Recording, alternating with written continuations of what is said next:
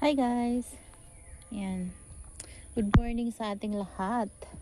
At pumasyal ako guys dito sa garden kasi gusto ko silang tingnan. Ayan.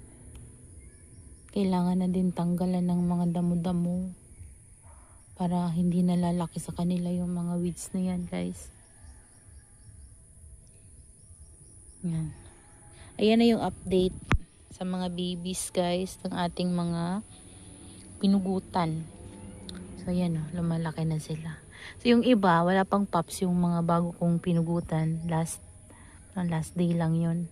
Namugot ako. Parang na-share ko naman yun sa inyo guys, yung mga pinugot ko na mga tinanim ko na sa new pot. Ayan o, tingnan nyo guys o.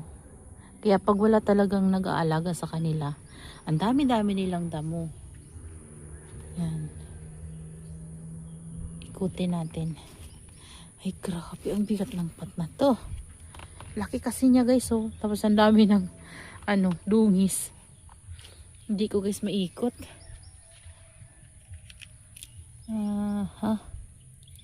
Okay naman to guys. Yung dito oh. Pero yung sa ilalim niya matigas.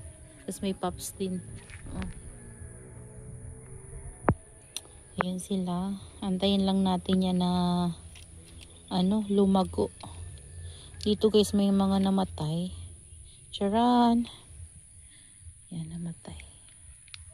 Yung pups niya, dyan lang natin ihulog. May pups sana siya guys. Dito nga natin, baka mabasa. Yan.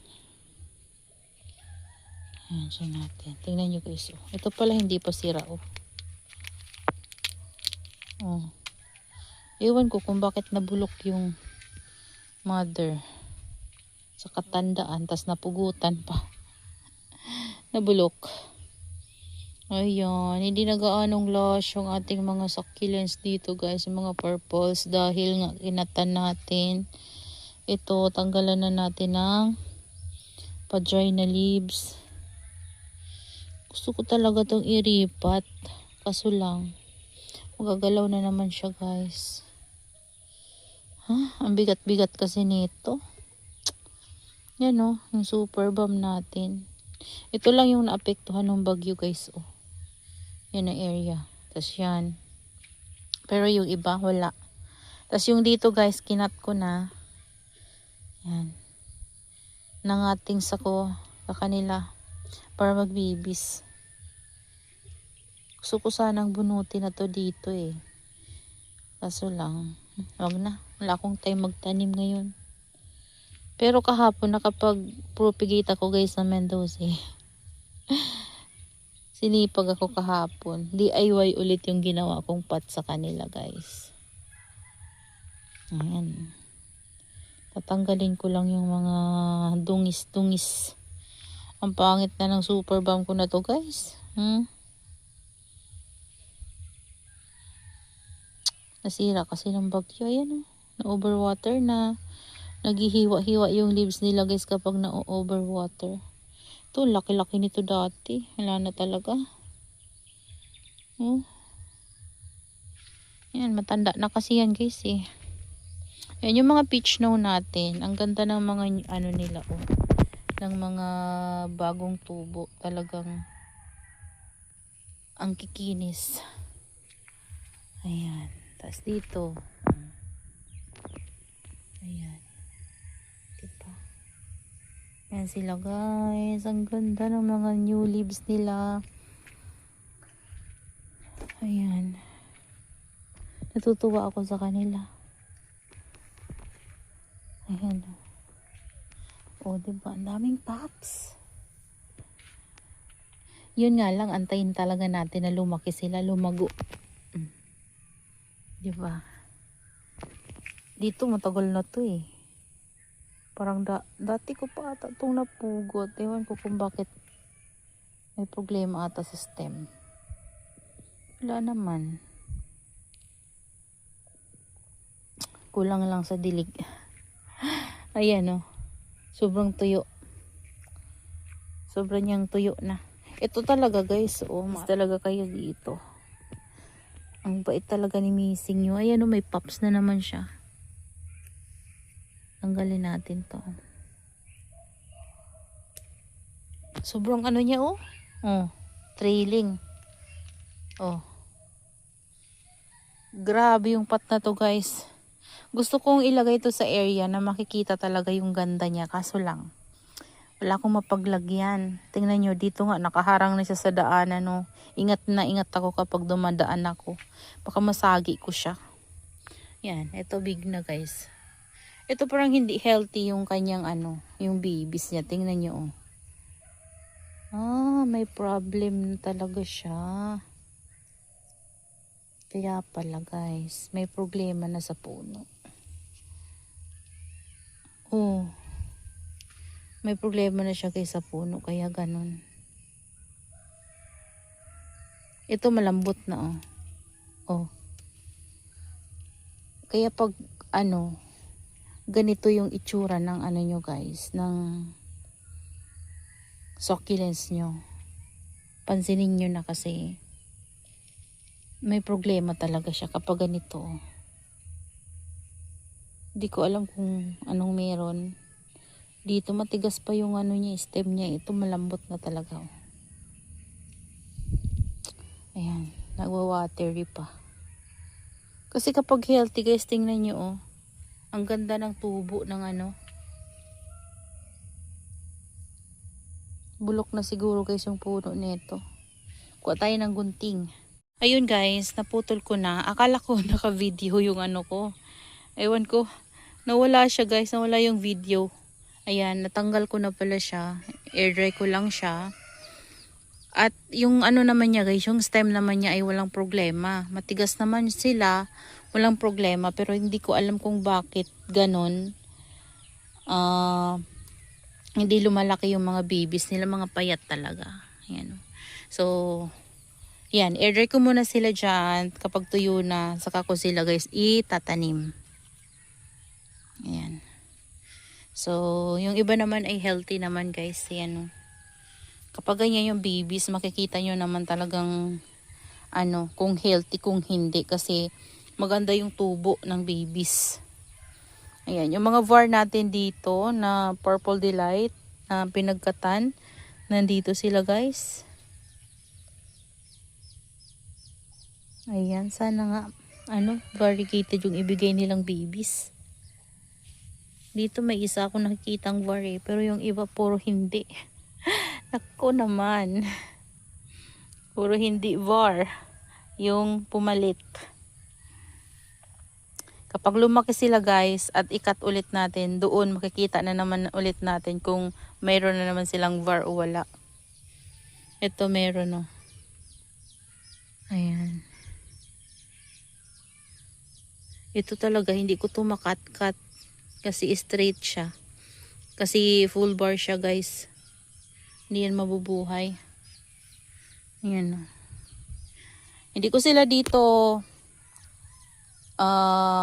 nadidilig ng maayos. Kasi napapabayaan ko sila guys. Pero dito naman kasi ay palaging makulimlim, mahangin. Walang masyadong sunlight. Kaya nakapagdilig ako sa kanila last week pa ata. Ayan kung mapansin nyo guys, dry na dry yung soil nila. Yan, kaya siguro yung iba, mapapansin nyo yung mga leaves nila o mga payat. Kasi hindi nga ako nagdidilig. Ayan, magdidilig din tayo guys. Didiligin ko din yan sila. Kasi yung mga ano natin, mga full bark, pag lagi silang nababasa-basa, ayun nalalagas yung leaves nila. Lagi nga ditong walang sunlight. Kaya natatamad din ako magdilig. Ito yung iba natin na var. Ito yung isang var ko guys na pinugot. Sana var yung ibigay niya. Ayan din. Pati yan. Tapos ito yung big natin. Ewan ko kung var yung binigay niya. Nawawala talaga yung var nila guys. Yan. Gusto talaga nila yung intense yung sunlight. Ayan. Ito yung ano natin. Mga nakat natin na peach snow and murasaki. Galing dyan sa ating mga mother plant. Then dito naman guys, yan yung update sa kanila. Ayan. Ito ang laki oh. May problema yung stem nito guys. Ano kaya kung i-cut ko? I-cut ko na lang guys. Yan. I-cut ko kasi parang may dry scars.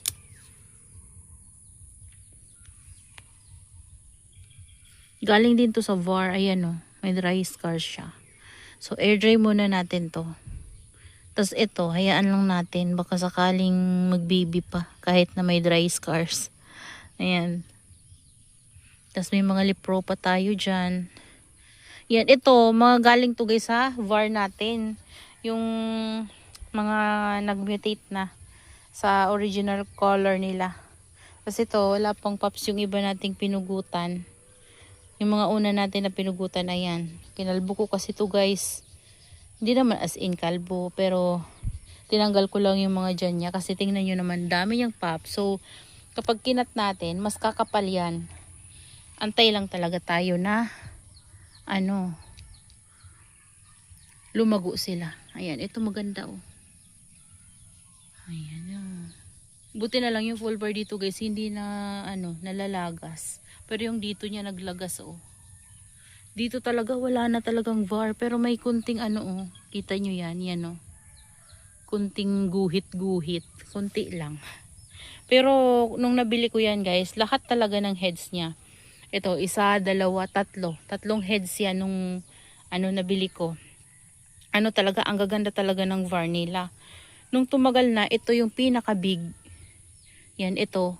Kinat ko siya kasi nung tumagal na, ang laki-laki nila. Sobrang lalaki ng mga heads. Mga ganito na guys, oh. Ang lalaki. Tapos, kinat ko kasi parang nawawala yung VAR niya. Ito naman yung pinalit niya. 2 pero walang VAR. May konti pero parang na lang, slight na lang. Tapos ito naman, ang tagal lumaki. Yan, pero may VAR naman siya. Ito, hindi ko pinugot kasi full bar siya. Hindi mabubuhay yan guys kapag tawag dyan, pinugot ko. Ayan. Tapos yung mga dito naman ng mga VAR na nakita ko na mga leaves na nabuhay, hindi ko na alam guys kasi nung umuwi ako, ang lalago na neto. Hindi ko na nakita yung mga babies niya sa ilalim. Yung iba siguro, ewan ko, baka wala na kasi hindi sila makatanggap ng enough sunlight. Yan, yung dito ko, kinuha ko yun eh. Parang kinat ko. May VAR to dito. Galing talaga to sa mga VAR na Purple Delight. Pero ayun, hindi na sila nag-VAR. Ito na guys yung mga nakuha ko na variegated, yung mga napugot ko. Napakita ko naman ito sa inyo. Ito na sila. Ayan sila. Ito nga, nawawala na naman yung VAR, oh. Pero slight lang talaga yung VAR nito, hindi gaano. Ayan, oh, tingnan nyo. Yan lang talaga yung VAR niya. Pero ito, magaganda yung VAR niya. Kailangan na nila ng dilig. Tas dyan, meron tayong yung leaves. Ay, yung stem. Tama ba? Ayan. Lang natin sa soil.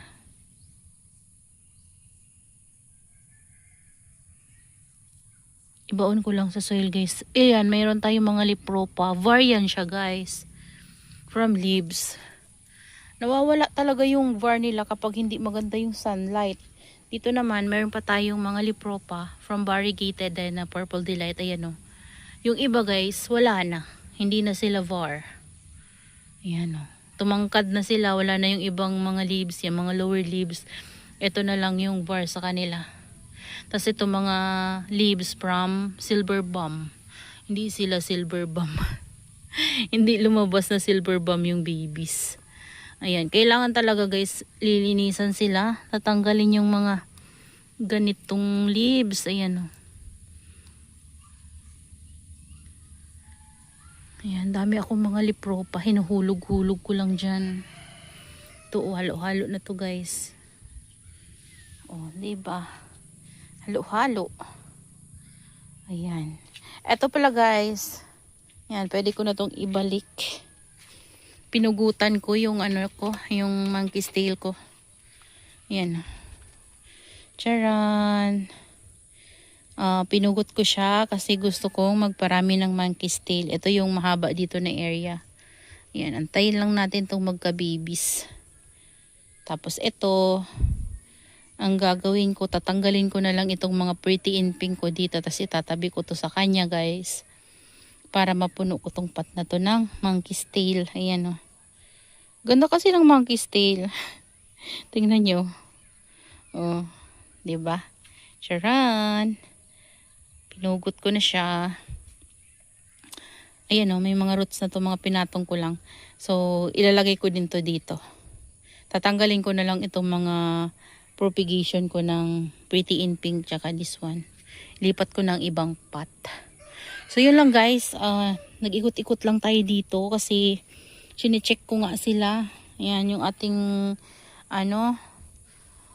Black Prince na nawala yung rosette. Ayan, oh, tumatangkad na yung flower stalk niya. Sa gitna talaga siya tumubo. Ayan. Ang na lang nito, ang paraan na lang nito, mag-live propagation tayo, tapos antay tayo ng babies niya. Yan, maglilipro pa na lang ako guys sa kanya. Laki-laki sana niya, sayang oh. Pumangit. Yan, ito nag-ano na din oh. Yan, dumi sa kamay. Yan, meron din akong ginawang propagation ng Mendoza. Hindi ko pala napakita sa inyo. Ipakita ko na lang din sa inyo guys para makita nyo. Ayan, ito tinransfer ko dito guys. O yung kinatan ko ng yung kinat ko na rainbow, meron na siyang isang pops. Ayan, nandito. Ayan kasi guys, makalat, 'di ba? Ayan, ito yung ginawa kong DIY. Ayan. Ayan siya guys. 'Di ba? May biltana sa gitna, tapos puro Mendoza. Galing yan diyan guys, kinuha ko kagabi.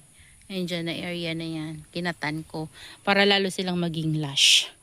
Ayan. So, yun lang guys. That's all for today's video. Yan, I hope you enjoy watching and see you on my next vlog. Happy gardening everyone. Hindi ko pa rin guys na itatanim. May roots na siya. At ganda ng var niya oh. Diba? Yun lang guys.